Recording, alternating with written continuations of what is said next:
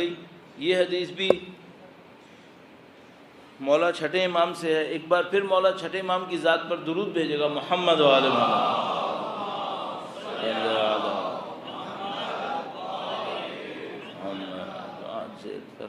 میں نے بہت اس پہ غور کیا، لوگوں کا رزق کم کیوں ہوتا ہے. اس کے بعد میں نے اس پہ اور غور کیا کہ خدا رزق کیسے بڑھتا ہے. تو مثلا کسی نے کہا سورہ واقعہ ہر رات پڑھا کرو، وہ میں پڑھتا تھا. کسی نے کہا سورہ حشر رات کو سونے سے پہلے پڑھا کرو، وہ بھی پڑھتا تھا. پھر مجھے ایک نسخہ سمجھ میں آیا کہ یہ نسخہ سب سے کارآمد ہے، سب سے کارآمد. روایت عرض کرتا ہوں، آپ میری بات پہ یقین نہیں کریں گے اس لیے. قول حشام بن سالم لابی عبداللہ علیہ السلام. حشام بن سالم امام کے ایک راوی ہیں، جیسے حشام بن حکم ایک راوی ہیں، وہ عقائد کے ماہر تھے، کلام کے. اسی طرح حشام بن سالم ایک اور راوی ہیں امام کے، یہ بھی کلام کے ماہر تھے، عقائد کے ماہر تھے. تو امام کے اصحاب میں تقسیم تھے نا، کچھ لوگ کسی فیلڈ کے ماہر تھے، کسی فیلڈ کے. حشام بن سالم یہ بھی عقائد کے ماہر تھے.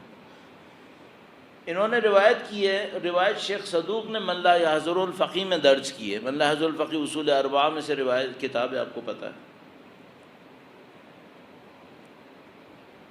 اس میں امام نے فرمایا کہ انہوں نے کہا کہ اے امام، میں چاہتا ہوں کہ دو روایتیں میں ایک دوسرے کے ساتھ ملا رہا ہوں، ذرا سا تحمل فرمائیے گا. فرمایا کہ میں چاہتا ہوں میں نماز کی تعقیبات پڑھتا رہوں، جبکہ مجھے گھر سے نکلنا ہوتا ہے. نماز پڑھیے، میں تعقیبات پڑھنا چاہتا ہوں، لیکن مجھے گھر سے نکلنا ہوتا ہے، میں کیا کروں؟ فرمایا اگر تم وضو پہ رہو تو ایسے ہی ہے جیسے تم نماز کی تعقیبات پڑھ رہے ہو. وضو پہ رہو. ایک بات طے ہو گئی، دائم وضو پہ رہو، اس کا مطلب ہے دائم تعقیبات چل رہی ہے. وقت سے فائدہ اٹھانا چاہیے نا.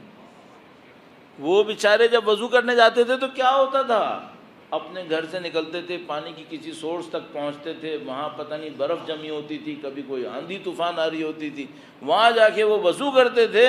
ابھی ہمارے ساتھ کیا ہے، ہر کمرے میں اٹیچ باتھ لگا ہوا ہے. نل کا کھولنا ہے، 2-4 دفعہ یوں کرنا ہے، اس میں جان جا رہی ہے، میں کیوں کروں. کسی کو بالوں کا فیشن پریشان کر رہا ہے کہ اگر میں نے زیادہ وضو کیا تو میرا بال خراب ہو جائیں گے. کیا مشکل آ گئی ہے. یہ روایت آپ نے دیکھ لی، کتنا آسان نسخہ ہو گیا معنویت بڑھانے کا. اب اس سے اور بڑھ کر ایک روایت اسپیسیفک دوبارہ چھٹے امام سے روایت ہے. الجلوس، درود بھیجے گا. محمد و آل محمد. اللہم صل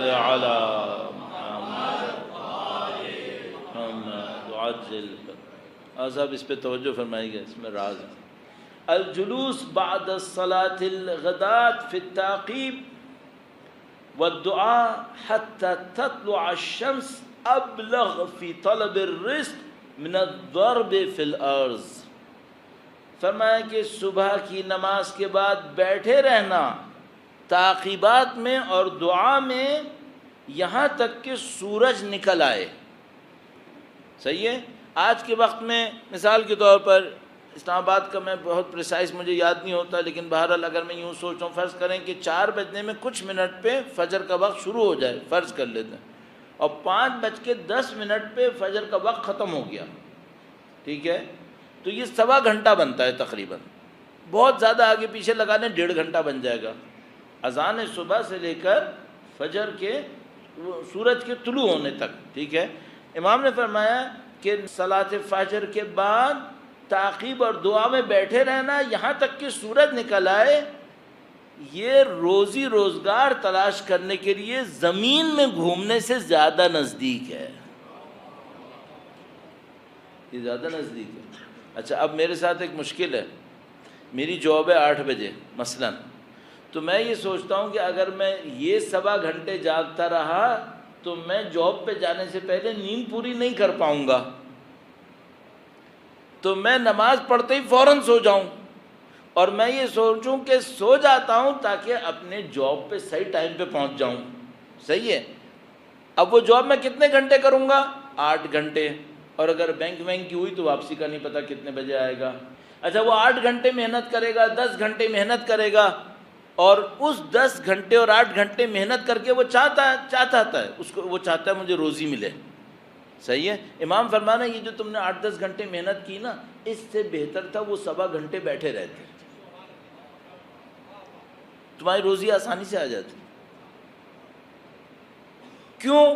وہ وقت ہے روزی کی تقسیم کا. اور یہ بھی میں عرض کرتا چلوں، اس میں دوسرا پوائنٹ جو بہت امپورٹنٹ ہے، وہ وقت صرف پیسے کی تقسیم کا نہیں ہے، روزی کی تقسیم کا ہے.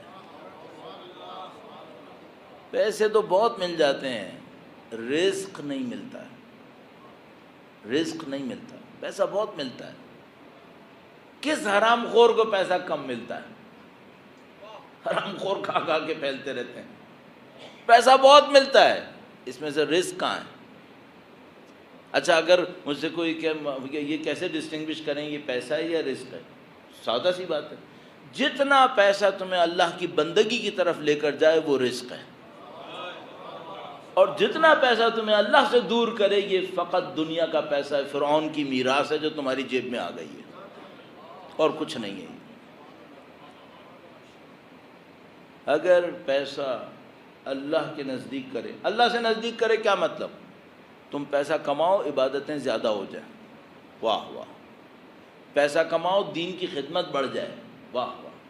پیسہ کماؤ اللہ کے بندوں کی خدمت بڑھ جائے، بہترین کام ہو گیا.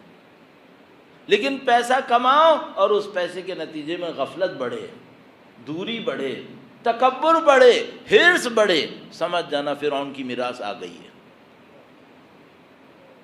خدا کا رزق تکبر نہیں دیتا، خدا کا رزق شوباز نہیں بناتا.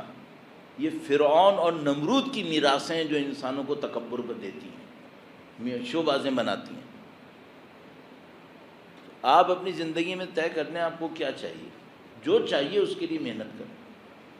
روایت آپ کی خدمت میں عرض کر دی، اپنی بات نہیں کی ہے. اور یہ روایت بھی من لا یحضر الفقی کے اندر ہے. یہ جو دوسری والی بولی یہ بھی من لا یحضر الفقی کے اندر ہے. صحیح. یہ رزق کا ایک نسخہ. دوسرا نسخہ، ساری روایتیں مولا سے میں نے لی ہیں تاکہ آسانی ہو جائے، ٹاپک کے بھی نزدیک رہے. من اکرم مومنا، کل بھی شاید عرض کی تھی، من اکرم مومنا فکأنما یکرم اللہ. جس نے کسی مومن کا احترام کیا اس نے گویا اللہ کا احترام کیا. ومن دعا لأخیہ المومن ودفع اللہ عنہ البلاء. جس نے اپنے مومن بھائی کے لیے دعا کی اللہ نے اس کو بلاؤں سے دور کیا. وَدَرَّ عَلَيْهِ الرِّزْقِ، اور اس کے اوپر رزق کی بارش برسا دی. کام آؤ، مومنوں کی کام آؤ. اپنے ہم لوگ کیا سمجھتے ہیں؟ ہم لوگ یہ سمجھ رہے ہیں میری عزت یہ ہے کہ میرا گھر کتنا بڑا ہو، ایسا گھر ہو جس کو لوگ دیکھیں تو کہیں کوئی گھر ہے. یہ جملہ ہمارے معاشرے کا نہیں کیا؟ ایسی گاڑی ہو جو نظر تو آئے. یہاں بیٹھ کے قسم کھا رہا ہوں فرعونیت ہے، یہ جملہ فرعونیت ہے. چھوٹی ہے، چھوٹی سی فرعونیت ہے اس میں. یہ فرعون کا کام تھا، یہ قارون کا کام تھا، نمرود کا کام تھا. وہ دنیا کے ذریعے عزت لاتے تھے. قد افلح من استعلا، فرعون کہتا تھا وہ کامیاب ہوگا جو غلبہ پالے گا. خدا نے فرمایا نہیں، یہ غلط بات. قد افلح من تزکا، وہ کامیاب ہوگا جو اپنے نفس کا تزکیہ کرے گا. کامیابی کا معیار غلط کیوں کر رہے ہو؟ اچھا اب اگر کوئی اہل دنیا ہے تو میں اس کو ایک مشورہ دوں گا، شاید میں خود بھی ہوں گا تو میں مشورہ دوں گا، تم دنیا داری کرتے وقت یہ مت کہنا یہ دین نے اجازت دی ہے، جاؤ دنیا داری کرو. اور اپنے آپ کو یہ مت کہنا یہ دین نے اجازت دی ہے، نہیں یہ تم نے دنیا کی خاطر کیا، دنیا کے ساتھ رہو گے، اس کو دین میں مت گھسیٹو. بدترین دنیا داری وہ ہے جو دین کے نام پہ کی جائے. بدترین دنیا داری وہ ہے، کیوں؟ یہ دین کو بھی بدنام کر رہا ہے، یہ دین کو بھی منحرف کر رہا ہے. تو بہت خیال رکھنا پڑے گا. ایک دنیا داری کا گناہ لو اور اس دنیا داری کے بعد دین کے اندر بدعت ڈالنے کا اور انحراف ڈالنے کا بھی گناہ لو. دو گناہ کیوں لے رہے ہو؟ ایک ہی لے لو، وہی کافی ہے. ایک لو. اور دنیا داری کر کیوں رہے ہو؟ کیا اس سے کما لو گے؟ یہ مجھے اور سب کو سوچنا پڑے گا.